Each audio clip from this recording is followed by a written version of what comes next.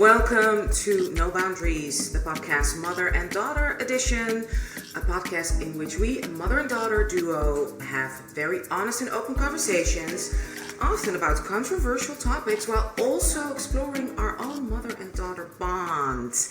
And I'm the mother, and my name is Anusha. And I'm the daughter, and my name is Lulu. And I'm so excited about today's topic. As you maybe can see, I haven't slept a wink. I've been up all night watching one reality show, watching another reality show, watching a reality show. The second time, I love TV, I love reality TV, and this show is one of my favorite shows ever we're discussing, and I'm so proud to be able to discuss it with my daughter. And that is the Ultimatum Queer Love Season 2.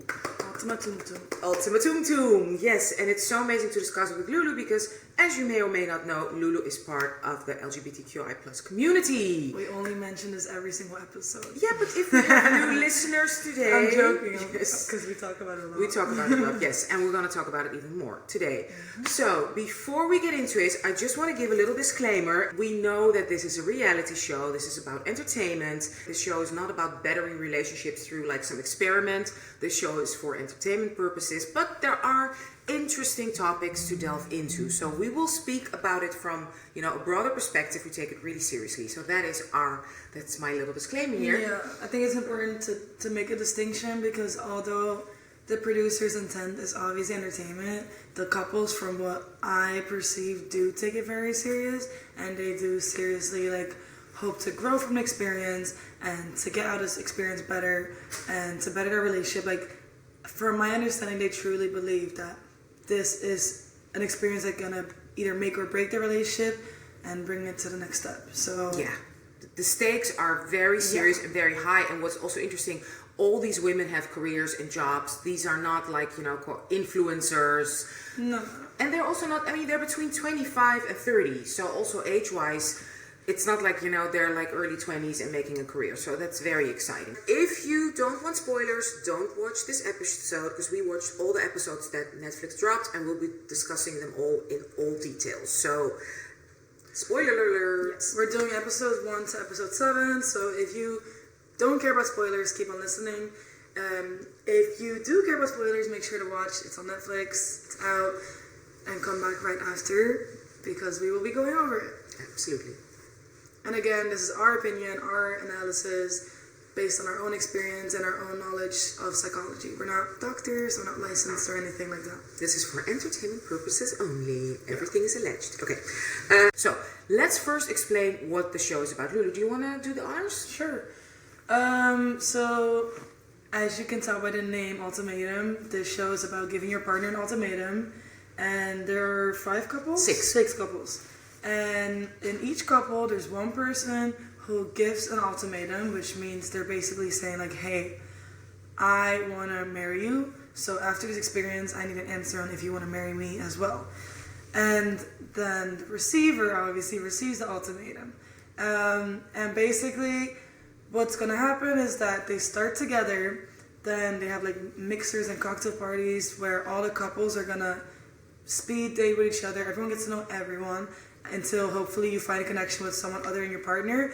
And the focus is not so much on finding someone who's attractive or who you want to get with or who you feel drawn to. It's more so finding characteristics that you're missing in your current relationship, or finding characteristics that you aren't familiar with or that you haven't explored yet to find out in someone else so that you can figure out is the grass green on the other side or not kind of thing. So that makes it interesting. It's not just who I don't want to get with, And basically, once you match with someone, you're going to live with that other person for 3 weeks in an apartment, go to your work, do your regular life, meet each other's friends and family, and you're not supposed to have contact with your ex. You're supposed to break up with your current partner, your exes, you're single, but everyone, of course, has different boundaries to what that means. And you're not supposed to have contact with your ex, but they don't actually force that either. So the rules, let's just stick to the rules. The rules are you're not in contact with your ex. You've broken up and you're focusing on your new relationships. They even give a ring, as if you're And they call it the trial wife, your trial wife. Oh, and by the way, this is queer, but a queer edition, but this is just focusing on women and women relationships, or some binary diverse genders as well. Yes. But yeah, anyways, disclaimer, no men. No, it's only women, and they all identify as she, and two identify as she, they, them. Yeah. So we're going to stick to she, because all of them agree with the pronoun she. Yeah. Her. She, her. So yeah, back to the topic. So basically they have to live together for 3 weeks, not be in contact with your partner or your ex-partner. Then after 3 weeks you come back together and you live for 1 week again with your ex or your original partner. And basically you come back to each other and see, is it still the same? Did it change? And after that week you have to decide without discussing with each other. No, it's also 3 weeks. Oh, also 3 weeks. It's also 3 weeks, so 3 weeks again. And then after that, you have to decide, without discussing with your partner before, am I going to marry this person or not? Yes, and that's really like dramatic that, you go to wedding venue. Go to the altar. To the altar, and what is going to happen, right? Yeah, so that is the premise of the show.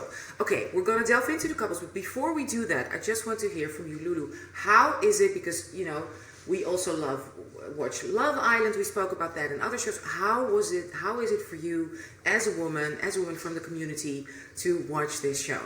Yeah, so there's not many lesbian dating shows out there, as we all know, that's not a secret.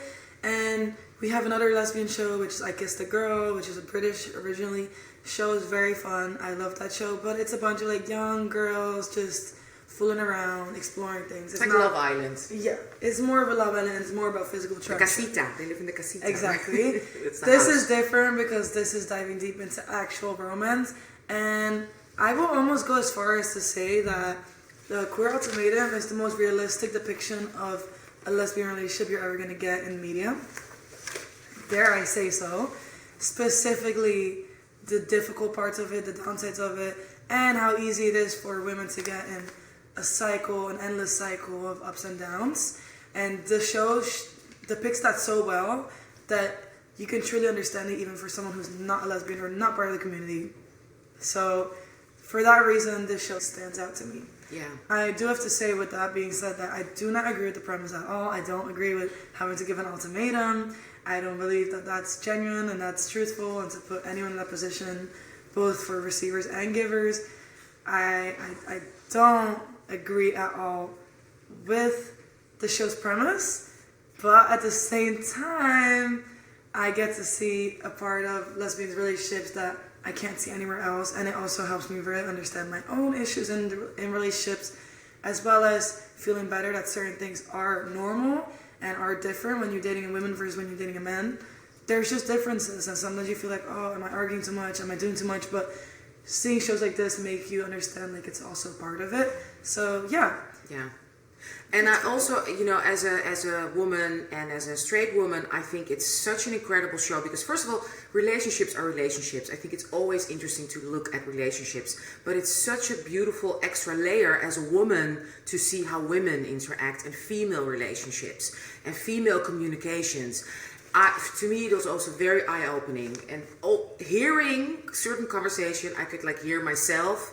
And then it's beautiful to see it reciprocated sort of in the same way, woman to woman, as opposed to what I've experienced with men, that it's almost like you speak two different languages. Yeah. So that is really beautiful to see, to watch. And it's just, I loved season 1, but season 2, I think it's messier. It's definitely messier. Yeah, messy, exciting. It's peak reality TV. I think it's beautifully shot.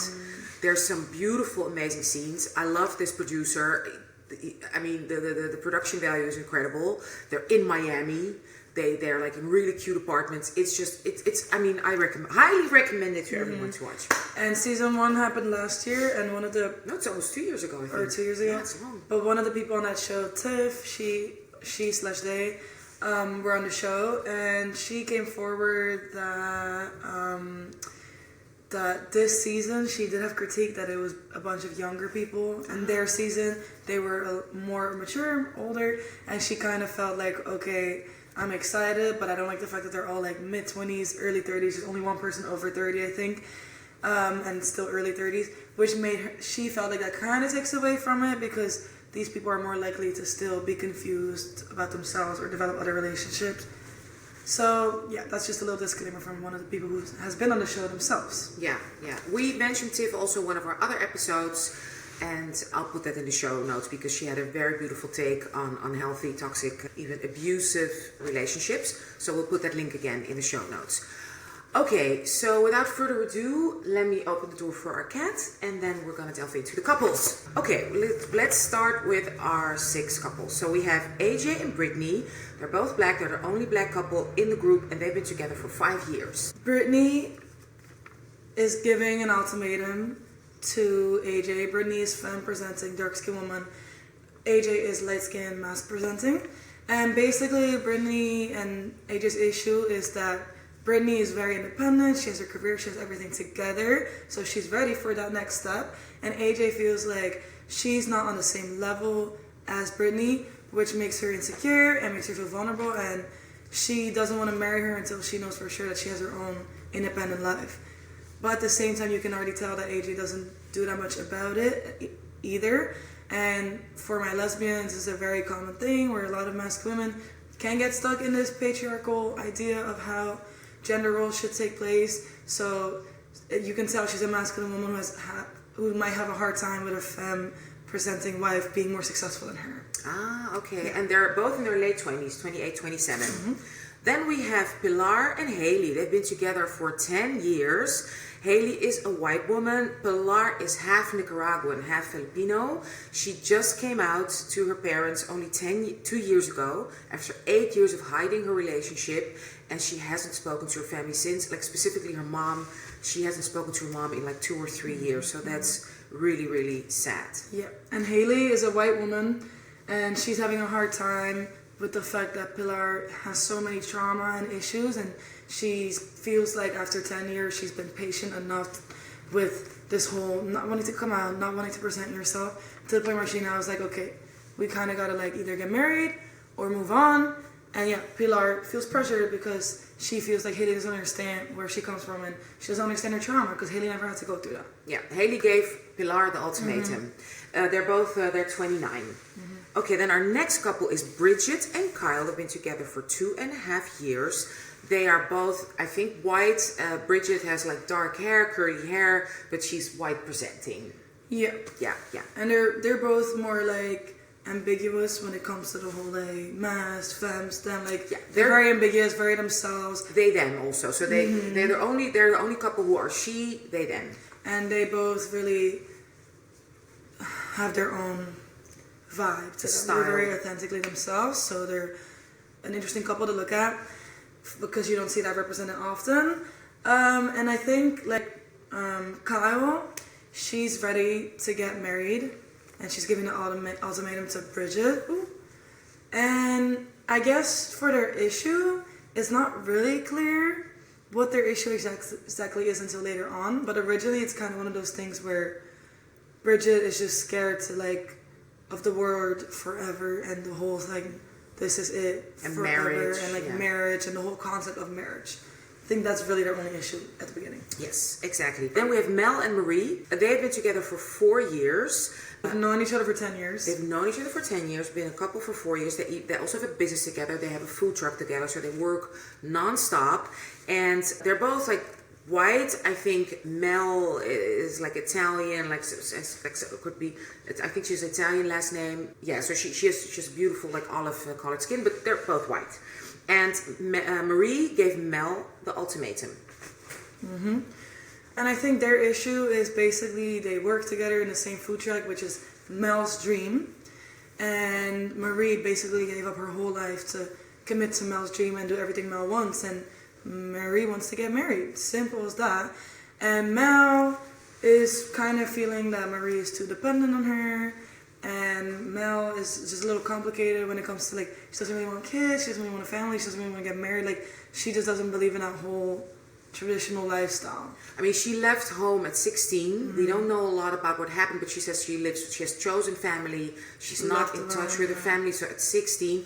Plus, she has serious health issues. Yeah. She was born with certain health issues, and she's like in a lot of pain. So for her to even think of family, children, the whole issue. She's just not ready for that also. Yeah, she has a chronic pain. Yes, so that's Marie. Okay, and they're also late 20s. Yeah, 27. Then we have Megan and Dana. They've only been together for 1.5 years, but Dana knew after 6 months that she wanted to marry Megan. Megan is, they're 27 and Dana is 25. Dana is the youngest, but she knew for sure she wants Megan. And Megan is from Lebanese descent, or from a Lebanese family.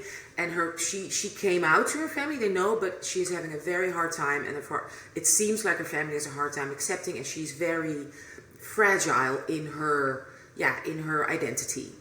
Mm-hmm. So it's similar to Pilar and Haley.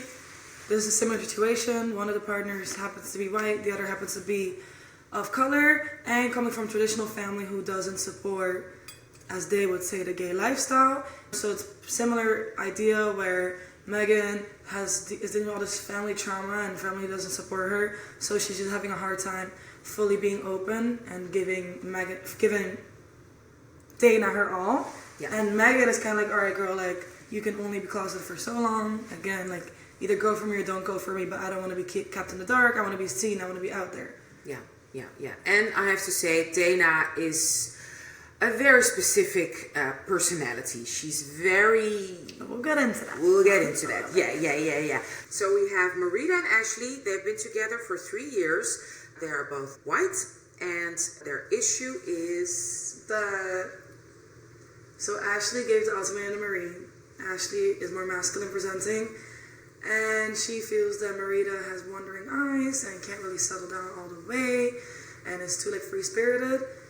So she wants like an answer, but Marita is not ready to marry Ashley because she feels like Ashley doesn't show her enough romance and she doesn't feel wanted enough. Yeah, she feels like we're more roommates sometimes than lovers, and she wants like really explicit things like, well, you never organize a scavenger hunt for me, you never bring flowers, even though Ashley feels like, well, I'm there for you, I listen to you in other ways.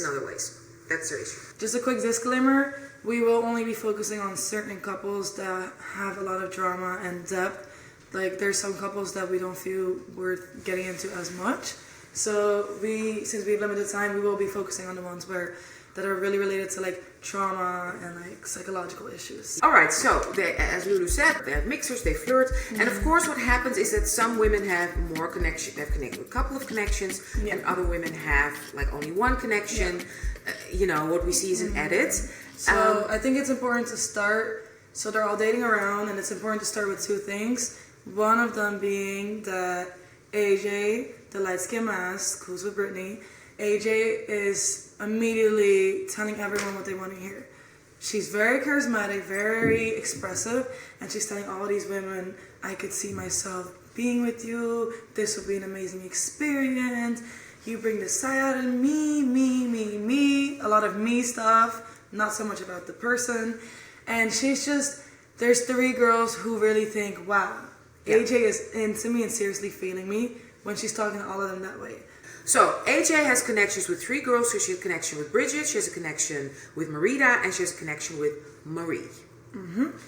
So she's connecting with 3 girls, and she's telling them all what they need to hear. These girls are head over heels for AJ. Her original partner is not surprised at all. And when they get to the decision table where they have to decide who they want to match with for the next 3 weeks, AJ does get called out. Yes. Because before that there's a cocktail party and the girls start kind of realizing like, wait, she told you that because she also told me that. It's not the smartest move because obviously everything's going to come back to each other. So then they start ganging up on her at the decision table, and they kind of start telling her like, you've been playing people around, you're taking us away from the experience, you've been telling all of us what we want to hear. One girl specifically, Bridget really says, I don't even want to connect with you anymore, like this is not it. The other 2 girls are shocked, but they're not ready to give up on They both choose AJ. her. They both still choose AJ. And the thing is, as they're saying all this, her partner, Brittany, even said, yeah, I'm not surprised. Like, I know that AJ is very charismatic and she comes across very, like, open. So I'm not surprised to hear this, and it doesn't make me feel some type of way. Which is, I had a hard time understanding that at the beginning. I was like, okay, I don't know, that's not a red flag.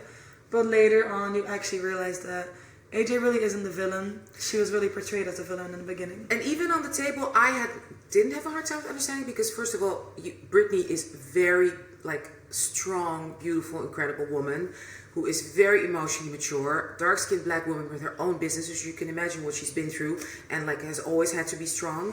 She reminds me very much of Olandria of Love Island, my two amazing queens. She's poised, she's like incredible, and she defends AJ at some point. And for me, it kind of felt like, I'm just calling it out. There was like some little cultural bias, being harsh on, in my opinion, on the black girl, because another very charming person who was really making eyes at everyone to me was Mel. And Mel didn't get caught out. And she had two connections, strong connections, and she both told them what she wants to hear. So let's dive into Mel, because she's one of the people we're going to follow. I mean, she did get called out by some of the masked girls, but I get what you mean. Yeah, during the cocktail party. Yeah. So, Mel's important because Mel is having connection also with two women. One of them is Dana, and the other one is Brittany, which is AJ's partner. And this is important because Brittany has a really intense connection with Mel right away. So their connection is very emotional and deep. They open up to each other about very personal stuff. They're very affectionate. They're touching each other's thigh, holding hands. Like, it's very close. And you can tell, like, whoa, like these people could really have something serious. Meanwhile, Mel's also having a connection with Dana. And the thing with Dana is that Dana and Mel are both very stubborn, very big characters, and very like loud and spicy. So they match in a really opposite way because they're very similar. And eventually, Mel chooses Dana and not Brittany, which is painful to watch. Yeah. And it's sad, I have to say it, because it's often in shows such as Love Island and a lot of reality shows where the dark-skinned woman never gets picked. Yeah. And where it's always kind of like, they just end up being the safe option or the back burner, and it sucks. And I don't want to like call like Mel racist or anything like that. Like, no. At the end of the day, I understand why Mel chose Dana, because Brittany is way more mature and respectful and nice, which reminded her more of her partner Marie, because I'm sorry, Marie, she is a pushover, she's a people pleaser, she says it herself. I'm not accusing her. So she's used to having a people pleaser who always caters to her need. So of course, Brittany, who's also very like understanding, could feel similar. Meanwhile, Dana is so like her own individual character that it probably gave Mel more of a thing like, okay, this is going to be more interesting. It's going to be more of a risk out of my comfort zone. So I understand why she picked it. At the same time, it is sad to see that once again, it's another dark-skinned woman who gets played and not gets chosen. Yeah, and of course, AJ chooses exactly what she has with Brittany, and even more so, she chooses Marie, the born people pleaser, like immediately. And Marie is so happy with everything she heard about AJ, all the red flags. She's like, yeah, I don't care, I see, she and you choose me, her. She's so happy. Thank you for choosing me. So yeah, that's them. Then the other couple, so we have AJ and Marie we have now. So we have Mel and Dana. We also have Pilar and Kyle. They couple up together. Pilar, we also have Bridget and Ashley. We have Marita and Brittany, who are kind of left out. But I think we're throwing out a lot of names. another interesting couple we're going to focus on are Megan and Haley. They choose each other as well. So just to refresh your memory, Haley is a white woman who was originally with Pilar, who been dating for 10 years, and she only came to her family 2 years ago, came out to her family, and hasn't spoken to them since, okay? So she chooses a girl who is a bit like Pilar in that sense, because Megan has difficulties, is Lebanese, and has difficulties with being out in a family. Is from Arab culture, so again, Haley ends up with a girl who's also closeted and has issues. But they're both more masculine presenting, right? Yeah, so Haley and Pilar are the only femme for femme couple. So Megan is mass presenting, and Haley is used to being the more masculine one in a relationship, the more dominant one. So for them, it's interesting to be with each other because, again, the reason they chose each other is because they're so similar. They're the same person. They bond really quickly. And they really wanted to do that because they've never dated someone who is so much alike. Yeah. Okay, and they really get along from day one. Right? Which you don't expect. You don't expect. It comes really unexpected, actually. For me, like, Because what I would like to say is that everyone is open to the experience. The first day when they're dating everyone's very open, except for Megan. Megan is constantly crying, constantly upset. She has a really hard time doing this. She almost wanted to leave, but her girlfriend kind of pushed her like, come on, we're going to do this. We just got here, it's day one. So Megan is the one who has the hardest time in the beginning. So it was a big turnaround. Yeah, and pretty fast. After that, they all couple up with new couples. They're all together. And then we get to see what their new relationships are like and like where they match, where they don't match. And yeah, I think the first thing I'd like to say is that throughout this experience, you're kind of forced to compare your trial wife to your ex-partner. And that's a very tricky thing that it's just going to be endless, especially for those who coupled up with someone that has this thing that they're missing in their current partner. Because it almost makes you feel like you're good where you're at right now. And that's very scary because you have this romantic connection with this person that you love, and then there's this other person who just feels that one thing that you're missing. Very dangerous, because then you can get really comfortable where you are and think, hey, problem solved, when you can only do that for so long. Yeah. So I think that's one of the most dangerous ones. Plus there's like this honeymoon phase, of course, excitement, new person, new, Especially when you have been with one person for so long. Of course, this new thing is going to feel so exciting. So yeah, I think that's an important aspect. So basically, one thing I want to discuss was Kyle and Pilar. So basically, they get on really quickly. They're really connected. They're really attracted to each other. They match really well, and it's very exciting to see. Then one night they go out to a party. We don't see that. The cameras aren't there. But when they come home the next day, Kyle says that basically Pilar came on to her and tried to kiss her, and Pilar told her she's not comfortable.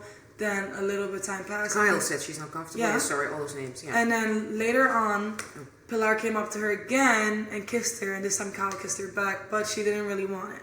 And she kind of felt forced to do it, and her excuse was kind of like she didn't want to be mean, so she did it just for that. And the next day she tries to tell Pilar that, and Pilar freaks out on her, and you can tell that basically ruined their bond. Like, they come back from it, but after that it's definitely no more romantic potential. It's very much platonic after that, because Pilar catches early on like, this is not cool. Because yeah, it's very harmful to make such a big accusation on TV, especially something we haven't seen.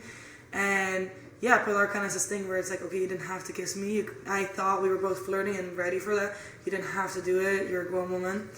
And I feel like you're accusing me to do something you were not comfortable with, when I don't think it went like that. And then Kyle kind of backtrackles, and it's like, no. So that was a very problematic, difficult thing to watch. Yeah. Plus, I mean, we don't know what happened, so I don't want to say I believe either or. No, yeah. I just think the way it came about was not cool, because yeah, it was just not a cool situation, I think. No, it was a very difficult situation. I don't know, it was handled well. It's so weird when things happen off camera. I think that's really kind of like a production flaw. Mm-hmm. You kind of, I think if they go out, there should be a camera team. Yeah.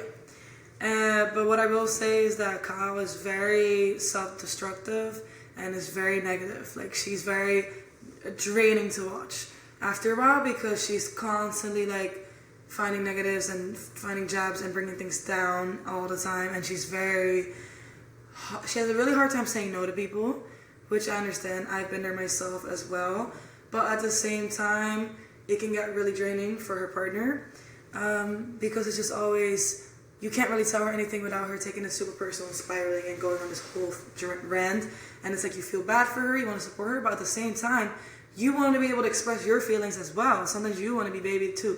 And with her, it's like either she's in the wrong or she's not in the wrong, but it's always you have to cater to her and be very gentle with her feelings.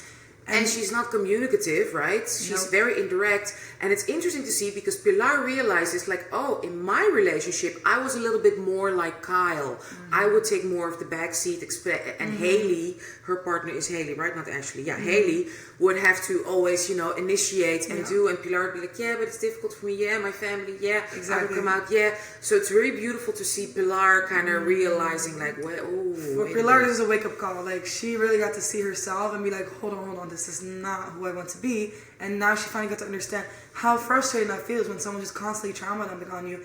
And the crazy part, one thing that stuck with me, that I don't know if it was Kyle's mom that they met. I think it was Kyle's mom. That even Kyle's mom said, just be careful that you don't end up being Kyle's therapist. I'm sorry. And her mom is a very good person, very healthy, and gives Pilar the nicest speech about being closeted. Yeah, especially as someone who doesn't understand, as a white woman who does not grow up in that culture. It was very beautiful, the speech she gave to Pilar. Very, very emotional moment. I want to say that because she said what's so beautiful about seeing your children in relationships is how they grow, how they blossom, to see them even become more of themselves. And that she feels so sad that Pilar's parents are not enjoying seeing their daughter grow and thrive. Becoming a better person. Becoming a better person because of a relationship. Yeah. I teared up. Yeah. So anyways, her mom even said that, be careful you don't become her therapist. So yeah, it's clear that Kyle has a lot of therapy to go through. Yeah. And yeah, so she did kiss. And when she comes back to her partner 3 weeks later, she does tell her that she kissed. But she tells her in a way where you need to feel bad for her. Yeah. And Bridget has a hard time because she's kind of like, you cheated on me and now I have to support you and comfort you. Like, do you understand this? And that's a good thing to see because Bridget was in a couple with someone who was very nice. And also kind of more, like always the giver. So there were two really sweet, so I don't think they had like any romantic connection, but there were two really sweet givers together. So that made Bridget realize, wow, it is possible to also receive and not always be the one catering for someone. So it was good that this time Bridget did get the call out being like, hey, this is not fair. Like, you cheated on me. Now I'm helping you. Like, hello, what about my feelings? So that was growth on their end, and I'm pretty confident that they're gonna make it. I think they're gonna make it because you know what I liked how Bridget said it. She worded it really smartly because Kyle went immediately in the victim part. Yeah. Like, no, why are you saying this? You shouldn't worry about this. And she said, oh, I'm upset now. And she said to her, it's not that I'm not being empathetic. I'm a very empathetic person. But I've also learned now through this experience to kind of like, think of my own emotions as well. Now that was ding, ding, ding. That was so great. That's when you can really think. You see, sometimes this weird experiment for entertainment purposes can really work. No, I have to say, this one was way more helpful than last year. Last year was chaotic, a mess. I want to say this one, they did a good job at matching and everybody realized really like good things. Okay, so Pilar learned a lot, but let's go then now to Haley. Yeah. She came back to Haley and she learned a lot.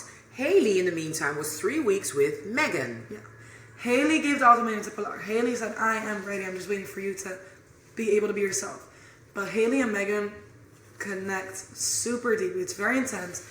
Because again, they're the same person. And I don't know if any of you have ever dated someone who's just like you, but it's very dangerous. Have you ever dated someone who's very like you? Yeah.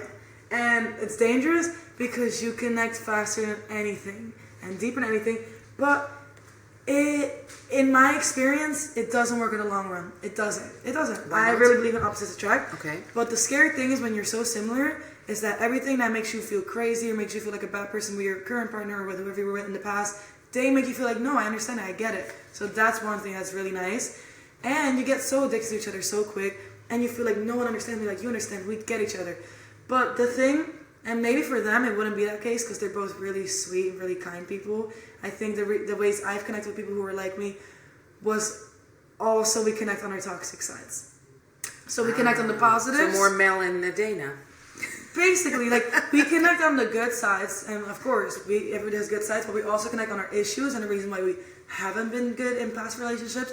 We also connect on those and found ways to justify that through each other because we both understand it. So it's like we're not alone. Yeah. And that's very dangerous because what I realized in the past with those kind of experiences, when you know each other's toxicities, you're going to be way more honest about them than you would be usually, which is not always good because there's certain thoughts that you might have that you shouldn't have to express. I don't believe you should express every thought out loud.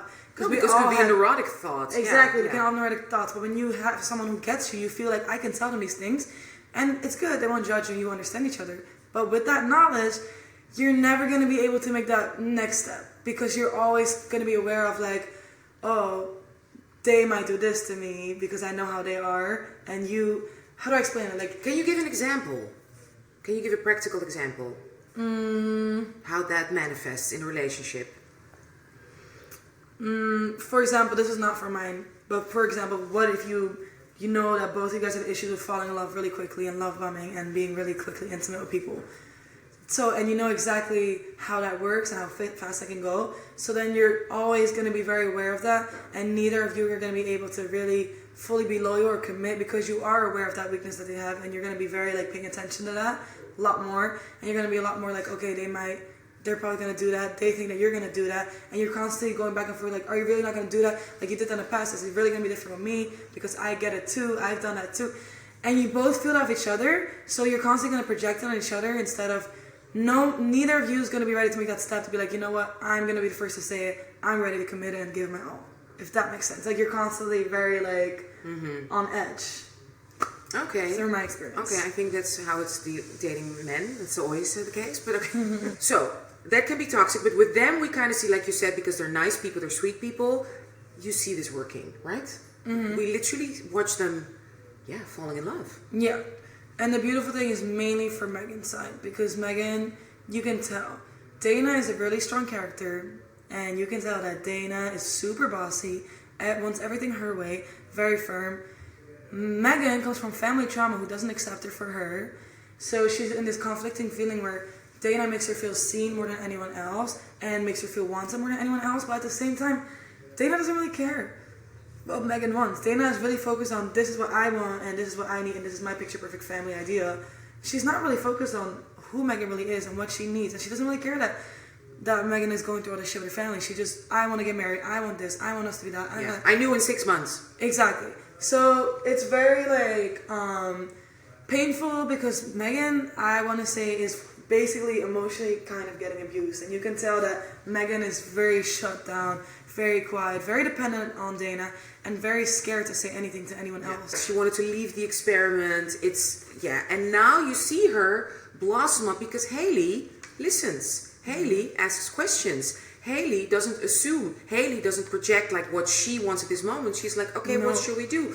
And they get along also, because it's important because they live together, like in the house. She's like, nothing is an issue. When we have to clean the house, which it happens naturally. Oh, she did groceries. I did whatever, cleaned, changed the bed sheets. It just like, because that's, we spoke about it a lot when, about relationships.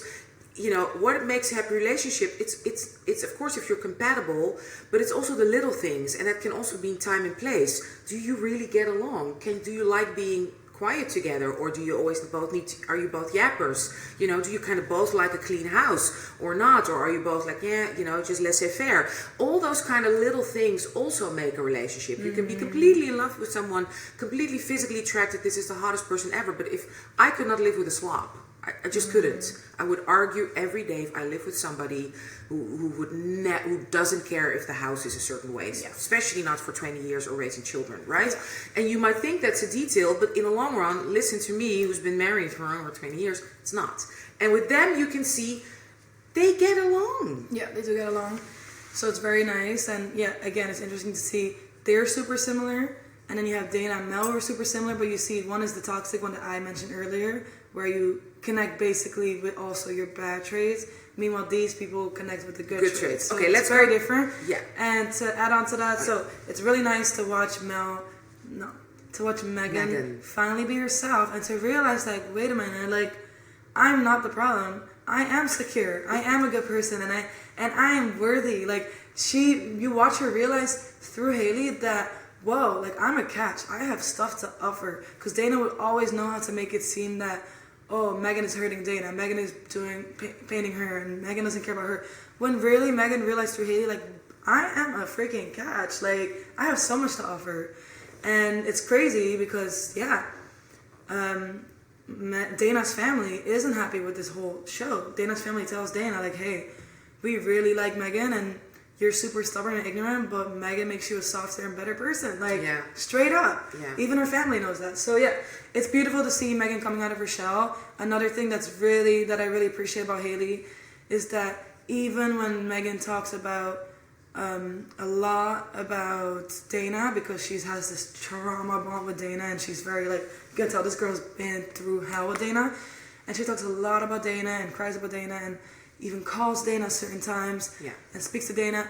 And Haley is super understanding, supportive. Not once makes you feel like, oh, you're still talking to your ex, and oh, you shouldn't do that. And like, wow.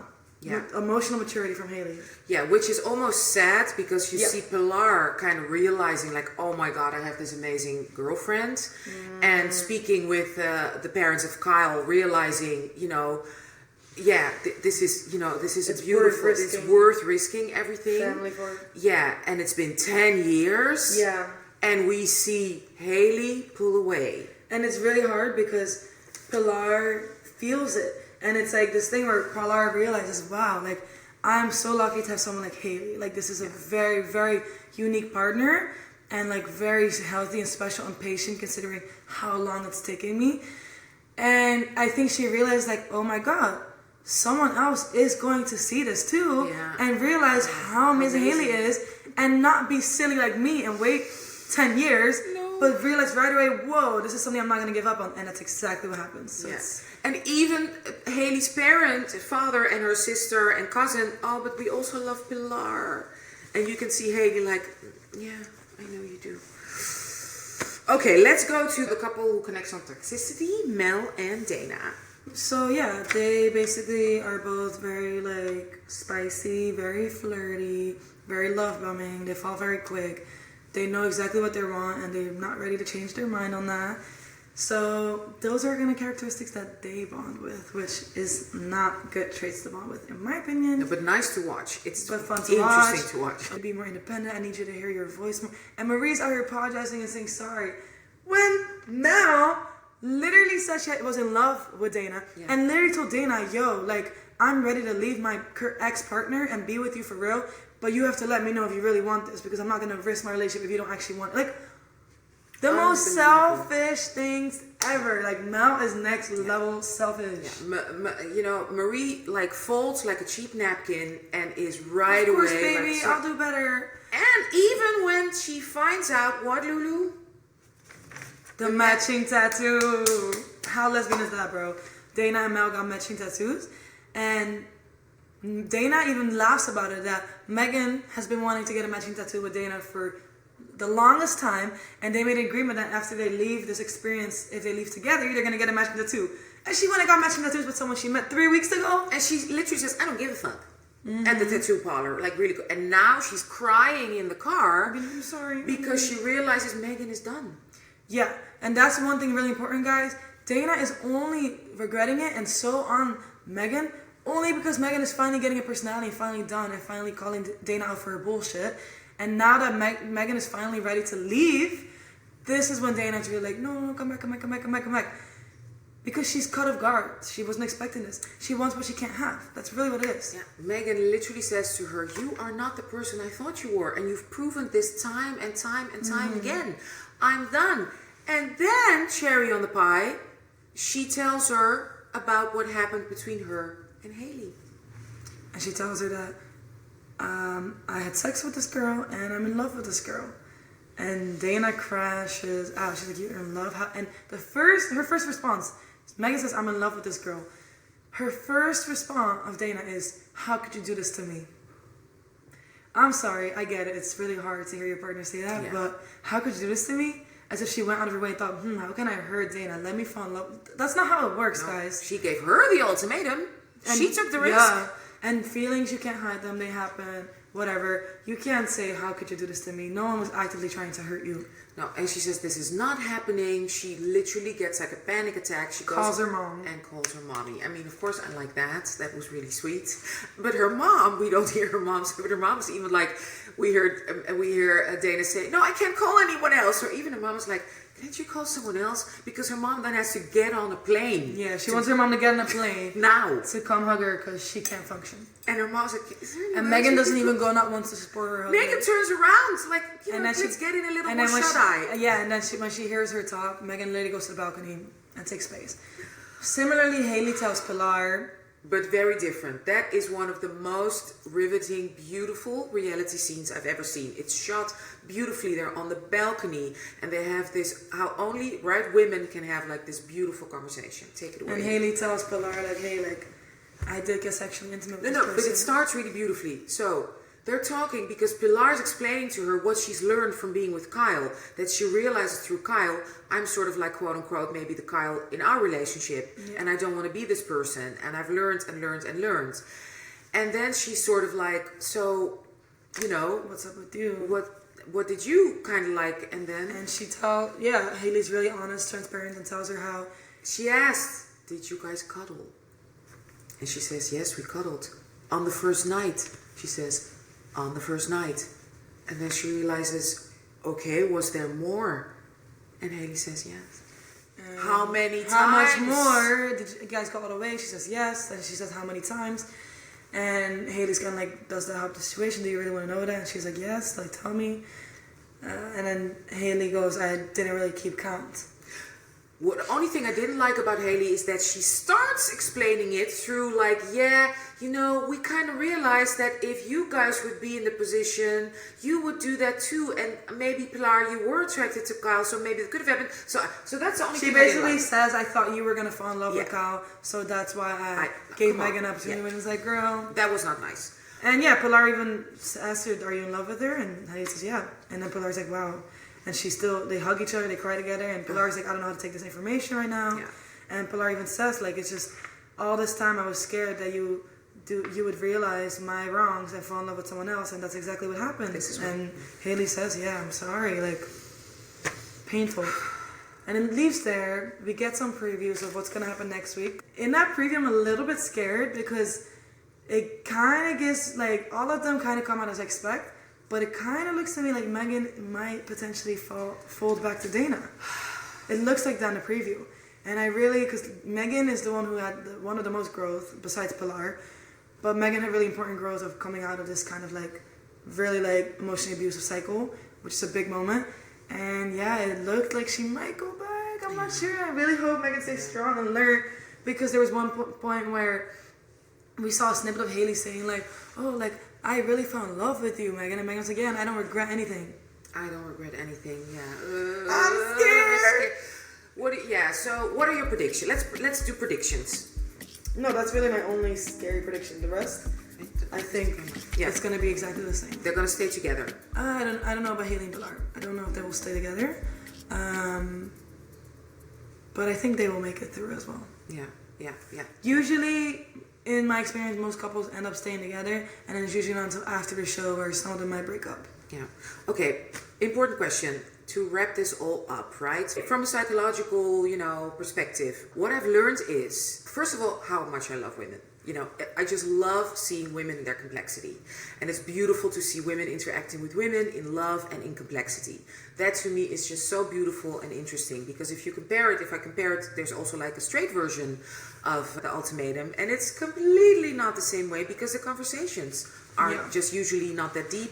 And what you do see is a lot of aggression of men crashing out, becoming angry, walking away, only being jealous that their girl might, hook up with another man. And they only care about the sexual aspect, not the emotional aspect. And also a lot of racial aspect, because you get white girls who then couple up with a black guy, and then their white boyfriend is like, crashing out.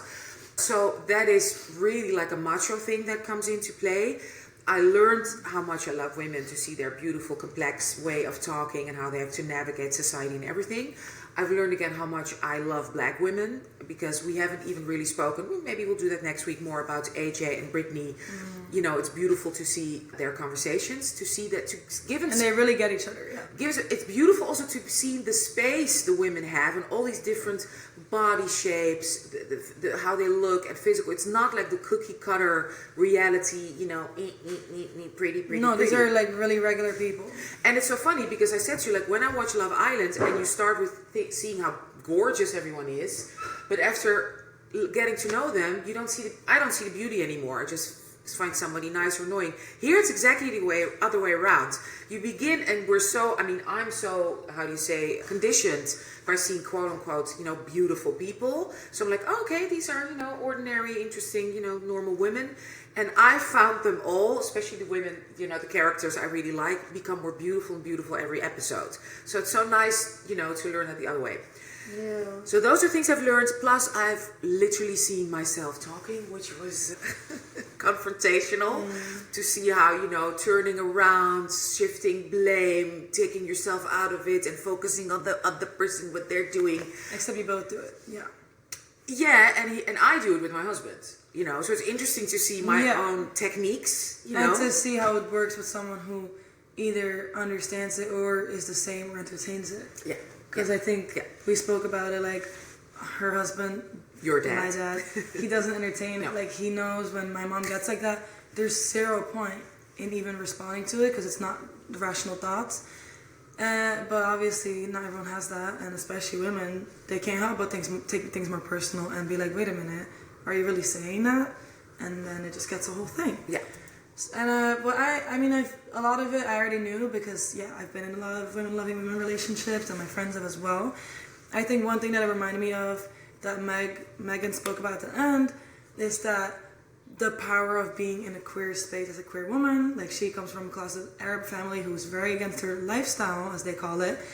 And she even says like being in the space with all these queer women, with all these beautiful relationships and having this like normal life of all of us together, and just where being gay or being with a woman is the one thing we don't have to talk about, and we get to just talk about regular relationship issues without having to specify we're women. That was a really beautiful eye-opening experience for her, and it made her realize that that's stronger than whatever family thought she had. And it just makes me, again, grateful of the power of being part of a queer community. So even with all discrimination that comes with it, it allows you to find a community that you would have never otherwise found. And it's such a special community, and you connect with such a special way, and it's so amazing that at least you have that. And chosen family is real. That's what you learn from this. And I wanted to say as well that in my queer psychology class, there are studies out for those who are struggling with homophobia. And they did studies on gay men, but, they usually do that. But, anyways, they did studies on gay men, and they compared the gay men who are closeted and not fully themselves in their identity, but don't experience discrimination because of it, and compared with gay men who are very open and very expressive about them being gay and experience a lot of discrimination, a lot of hate from outside.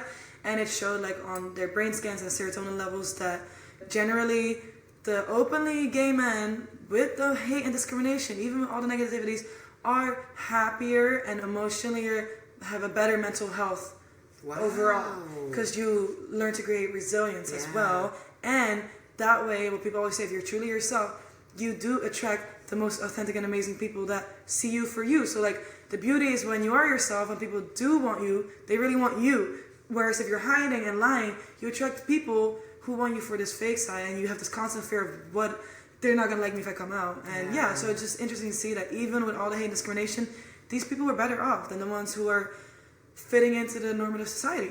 So it's just a reminder that you need to be yourself. And it's beautiful here also because there's also black queer women. So we've spoken about that. Like when I come into a room, people see exactly my ethnicity, right? But if you're a black woman and you're also from the queer community, then you have that extra layer of like, oh, should I, and I'm also that as well. Should I say that? Where am I safe? So this intersectionality is just so important. So I want to end our beautiful talk with a quote from Kimberly Crenshaw. She's, the one who coined this beautiful phrase, intersectionality, and did like lots of research in it. I've quoted her before. We'll put links again in our show notes. Intersectionality is a lens through which you can see where power comes and collides, and where it interlocks and intersects, because it's all about where you are on the intersection. So, it's beautiful to be, it's a luxury to be able to be yourself and to find that community that embraces you. Yes. Okay, well, we'll talk about the next batch of episodes next week. So thank you very much. And as I always say, I love you, I love me, and we love y'all.